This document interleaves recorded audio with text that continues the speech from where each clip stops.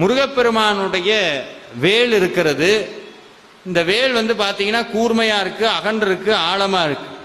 நிறைய பேர் இப்ப என்ன ஆயிடுச்சு, யூடியூப்ல வேலை வச்சு கும்பிடாதீங்க, வேல்ல எலுமிச்சம்பழம் குத்துங்க, வீட்டில் வேல் வச்சீங்கன்னா சண்டை வரும், சாமியார் ஆயிடுவீங்க, எதையாவது ஒன்று சொல்லவும் நம்மளுக்கு என்ன வந்துடுது, முதல்ல என்ன வருது, பயம் வந்துடுது. ஐயோ வீட்டில் வேல் வைக்க கூடாதாம்ல அப்படி.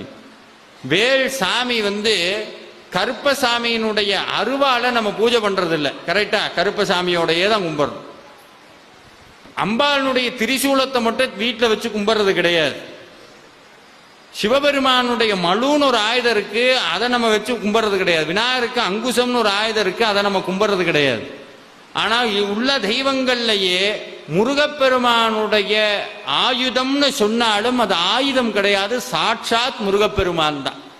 நீங்க சிக்கலுக்கு போனீங்கன்னா வேல் நெடுங்கண்ணி அம்மாட்டிருந்து அந்த வேலை வாங்கி கொண்டு வந்து சாமிகிட்ட வைப்பாங்க. வாழ்க்கையில் ஒரு தடவையாவது போய் பார்க்கணும். அந்த வேலை வச்சோன்னா சாமிக்கு முத்து முத்தா முத்து முத்தா வேர்த்து ஒழுகும். சாமியோடைய ஆயுதமா இருக்குன்னு வச்சுக்கோங்க. இப்ப நான் ஒரு ஆயுதம் வச்சிருக்கிறேன், அதை எடுத்து எனக்கு வேர்க்குமா? நான் அதை ஏன்னா சாமியினுடைய ஆயுதமா இருந்தா அது சாமிகிட்ட வந்தா வேர்க்க வேண்டிய அவசியம் இல்லை. சாட்சாத் சிவனும் சக்தியும் சேர்த்த பரிபூரண வடிவம் தான் வேல்.